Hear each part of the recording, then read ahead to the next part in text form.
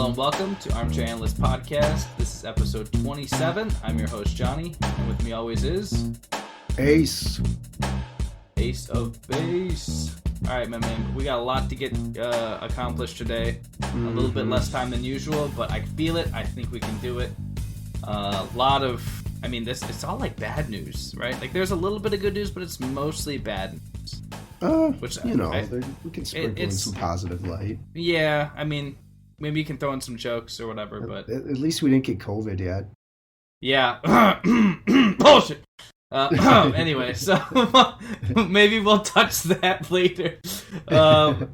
If you're not already, please feel free to hit us up on Twitter at AA Podcast. We're available on every single platform ever. And again, I stand by what I said. If we are not on a platform that you enjoy, I will find a way and I will immediately put us on it. Please email us if you want to. Otherwise, Ace and Johnny at Gmail. Sorry. Something like that. It's on the Twitter. It's easier that way. Or you can find us on YouTube. Our episodes are also posted there. Speaking of Twitter, actually, we did have one user who called Ace out, and maybe you should address that. Save some face, buddy.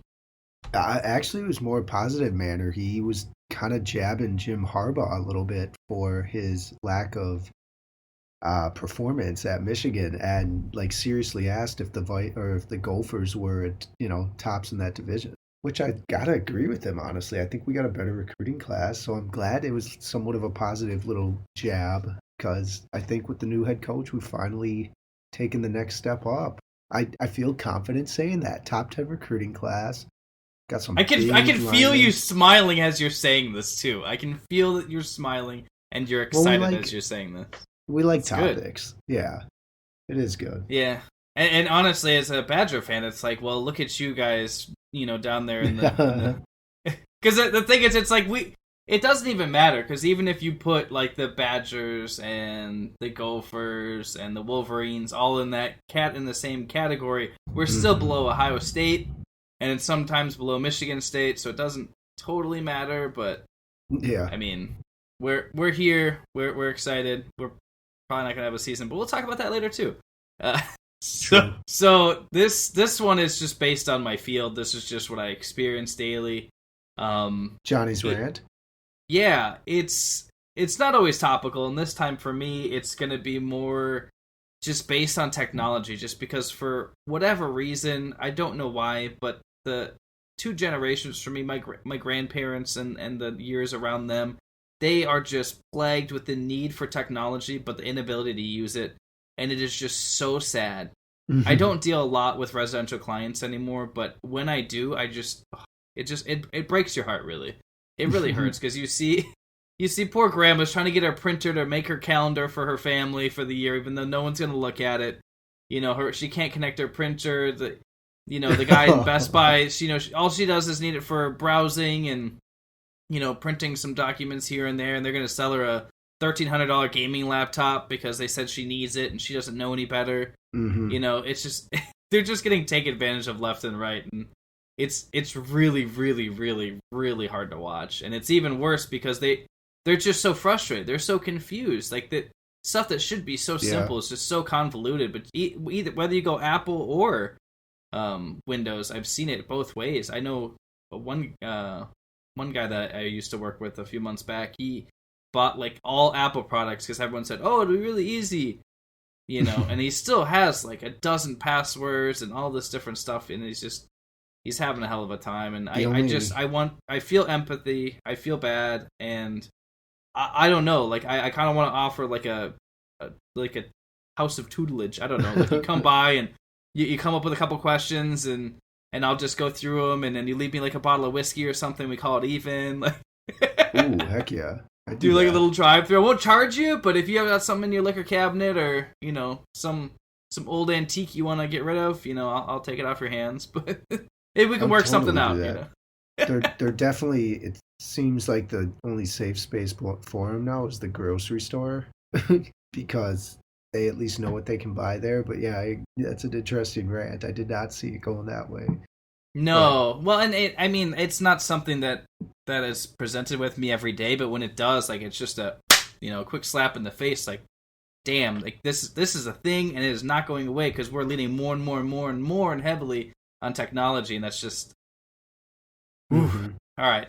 That was that. If you guys have any feelings, feel free to tweet us. I'd love to continue the conversation. We got to keep rolling here. Let's kick it off with the regional topics here. I mean, there's tons of players opting out, and the Vikings and Packers are not immune to that. The Packers free agents wide receiver signing Devin Funchess already said, "You signed me to a 1-year deal, not playing." I felt like he was a lukewarm signing at best. Anyway, I mean, he missed all but maybe 6 snaps last year, playing for the Colts. So I mean, I wasn't super excited for it, but now if we have a season, he won't be there. So I think the Vikings had a player opt out too, right? Michael Pierce, the defensive tackle. We signed him in replace of Linval Joseph, so that was another huge hit. And you're right, I was kind of shocked. You could have quizzed me. I didn't even know he was on the Colts last year. That's the thing. It's like I actually had to cut myself off a couple times when I was like, blah blah blah Panthers. I'm like, well, technically he did play as a Colt, but I think he got thrown the ball like 2 times or whatever, and then he got hurt and he's out for the season. So I mean, it was just a prove it deal. But I mean, I wasn't expecting a ton anyway. But yeah, and Michael Pierce, I should say, was going to have more of an impact than I think Funchess was. But I mean, you're seeing it now. The Patriots had, I think, 6 players, including their, Patrick Chung, who's been a staple there, as well as Hightower, yeah, the linebacker who's won some championships with them. It's insane. I saw some New England troll / lurkers posting on the message boards. They're talking about how this is Belichick's ultimate plan. Like, he's just gonna have all of the high-profile players sit out so that they can do the next man-up routine, and then they'll be twice as strong next year. Yeah. You know what? Maybe. Who knows? If only. Mm-hmm. I know you mentioned that we had, it's not just football. We have other outbreaks going on. Leave it to Florida to ruin it for everybody, right? Again, yep. Without fail, the Marlins, huge outbreak in their game, and apparently rumors were that some of the players even knew that they were positive before playing in the game, which is even more embarrassing. They were playing the Phillies over the weekend, and subsequently that canceled the Marlins game against Baltimore, and then the Phillies-Yankees, and I think multiple games for sure. I know the Marlins aren't going to play until the next week, it seems like, so they're done. Just an embarrassment. And then what's funny is nobody's talking about the Dodgers Astros scuffle. Well, kind of now, but I mean, it's what we wanted though, right? Like, we were talking about this since the original spring training started, right? Like, we're like, oh, like that's when people started messing with the Astros. That's when people, like, you wanted them to start stuff. Yeah, exactly. It was going to be exciting and bring, a little bit of fun back to the season and put some sort of bow on this crappy time, but then go figure the Marlins have to ruin it for, 4 different teams basically. So we'll see what happens. I mean, I think honestly, if this were in the bubble, it might be more concerning, or if it was played in kind of a couple different fields. So maybe the fact that they are traveling at least allowed to some degree for these games, that helps. But even still, it's like the Twins got off to a hot start too, and it's like, God, you just hope that the season continues.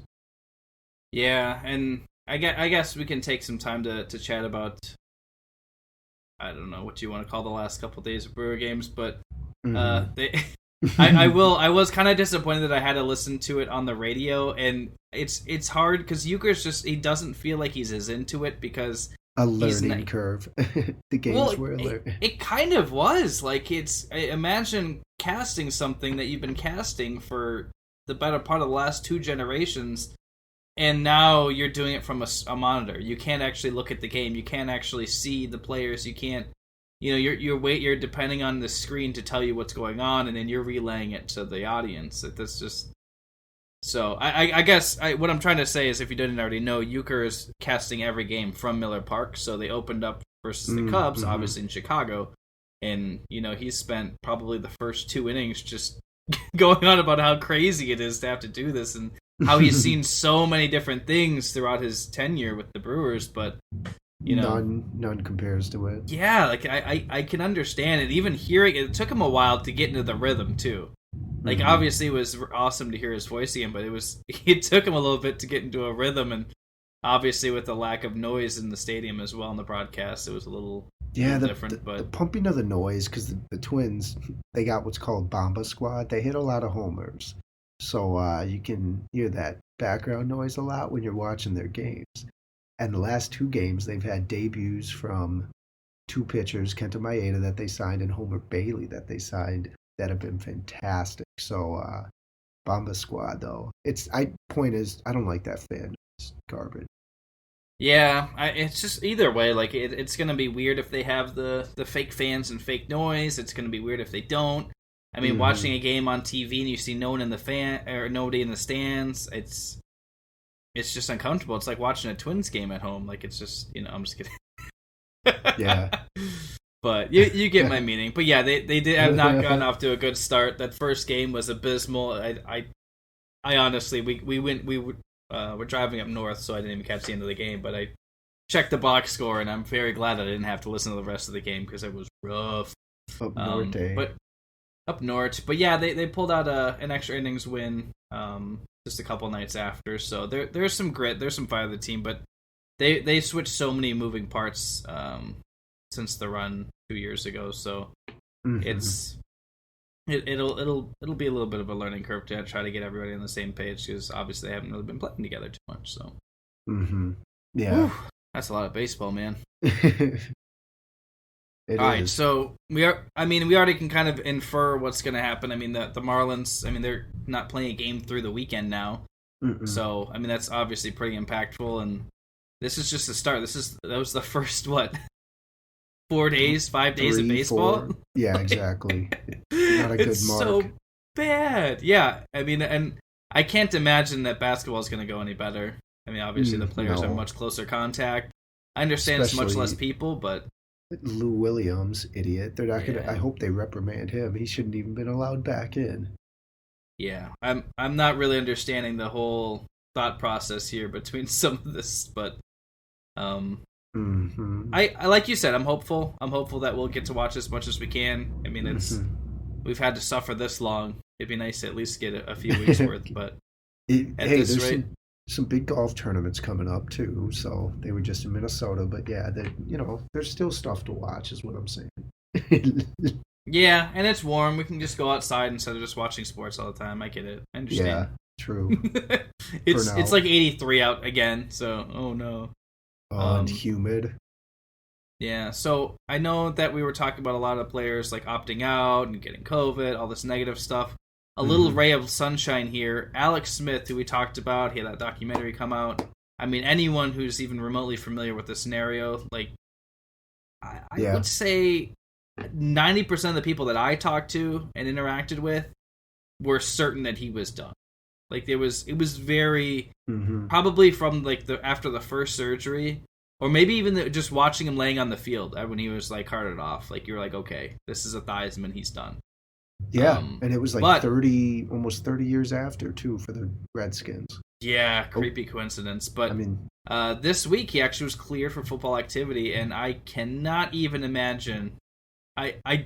You would have to be some very, very either crazy or determined person to get back on that field after what he's been through.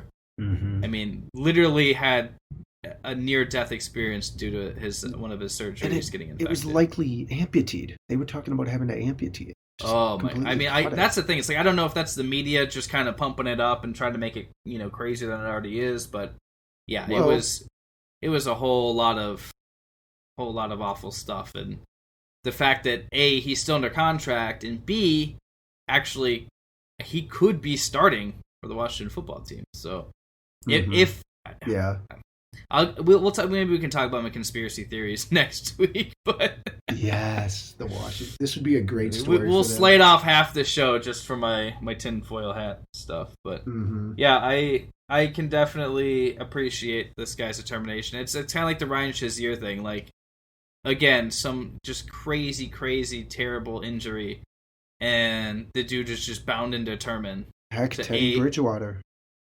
Okay, well, not even the same. An ACL is not quite the same, but no, he went through some complications. I think he stubbed his toe, messed it up. Don't take this away from Alex Smith. Don't do that. Don't be that guy. Nobody cares about Teddy. Point is, the way he buckled his too, he had some nerve damage done, which made it worse. It's nice to see, but like we've been chatting about. I mean, this is kind of some foreshadowing, if anything. The NCAA, if you want to take that story, give us a little more insight. Ooh, Everett, unlikely for fall sports. Yeah, I'm not surprised he's coming out with comments like that, especially after the MACC conference. I think it has Iona and a few other programs, but they mentioned having no fall sports. Their entire schools. Affiliates in any sport having no fall. They're moving that to the spring. And just overall, I think he's bracing himself because they really... what's funny is that it seems like the NCAA is left out of all of this crap, and each of the divisions, the conferences, decide on their own.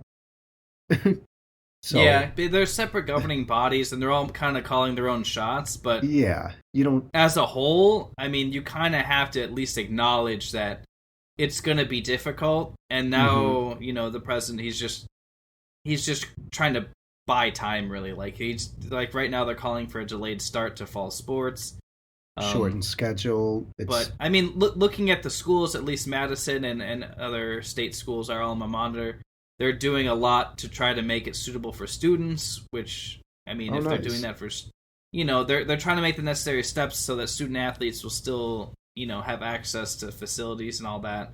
I mean, because if they can't live on campus and they can't train at campus, it's going to be very hard for them to play.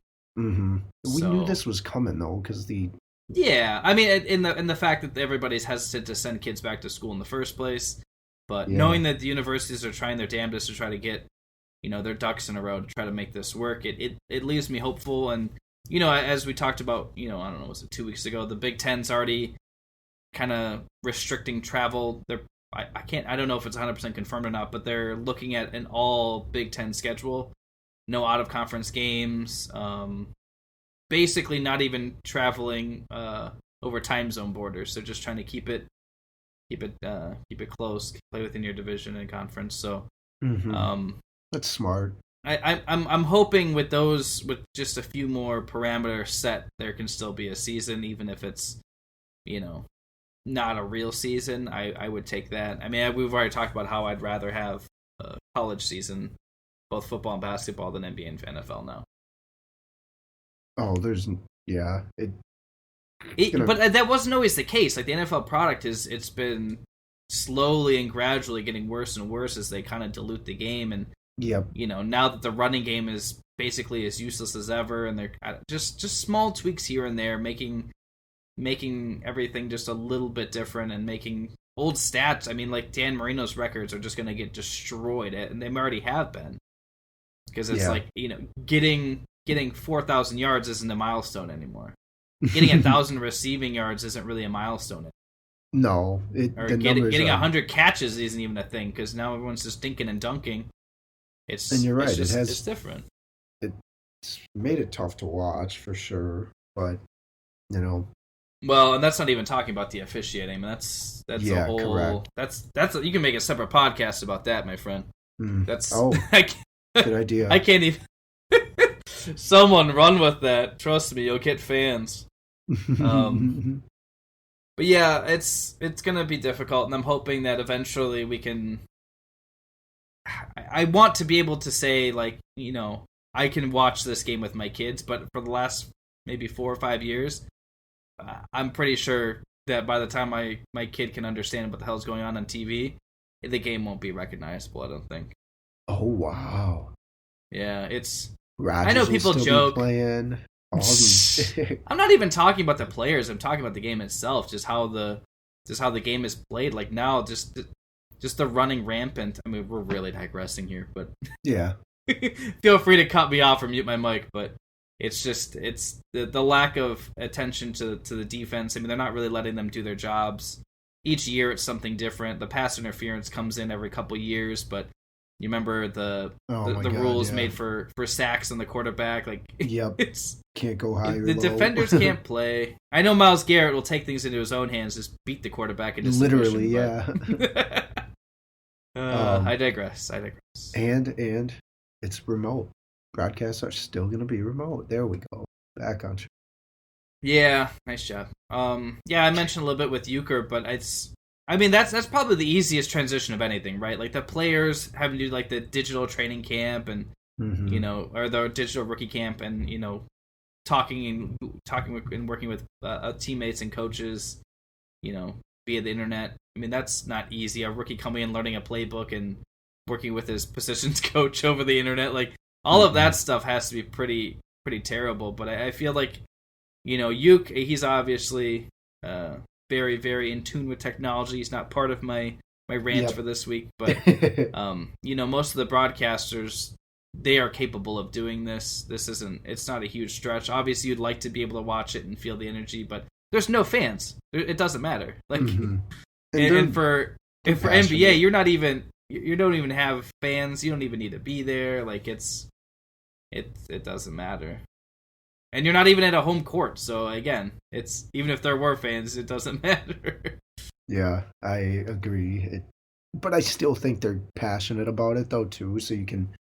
I haven't listened on the radio. I've watched most in person because I've been at home. But you can tell that they're getting into it, which is good still. So that's why it's kind of like the music in a way maybe helps the players. I can tell because they're playing exactly how.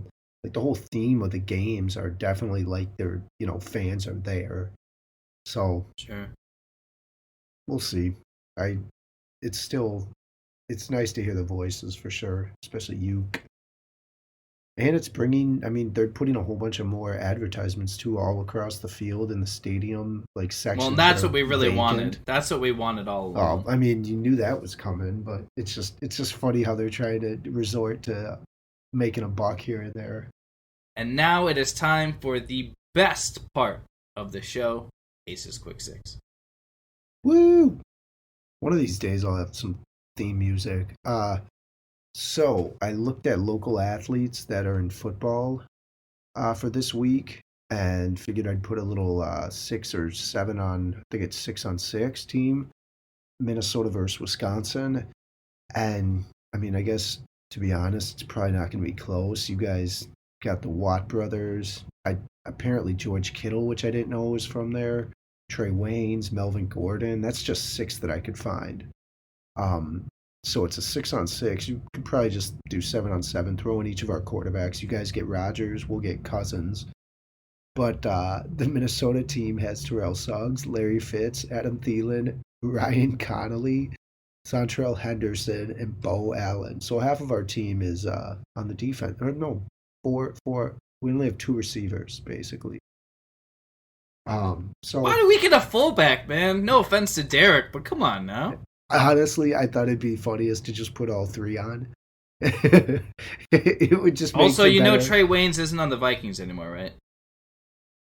Are you serious? Oh my God! I thought. Oh, who did he sign? Yeah, he loves his team, boys. Oh my God, we're really in rough shape this year. That's right. You know what? This is probably the time where you can. He's actually on the Bengals, just FYI. All right, so that is our show. Thank you guys for listening again. Feel free to hit us up on Twitter at AA Podcast. If you have anything you think that we said that was ridiculous, or you want a little bit more, a little bit less, whatever, give us a holler. We'll hit you back for sure. And again, no matter where you want to listen to us, feel free. Apple Podcast, Spotify, Google, Stitcher, iHeartRadio, you name it, we're on it. And I will stand by my guarantee. Email us at our email if you find a platform that we're not on, and I'll put us on there. And also, we're on YouTube. So, that's our show. Get excited for some basketball, people. Woo!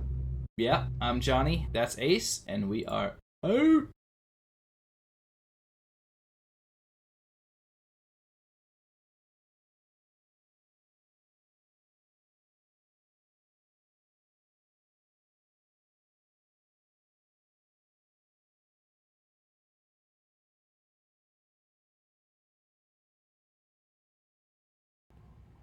Welcome, Matt. Welcome, Matt. Welcome, Matt.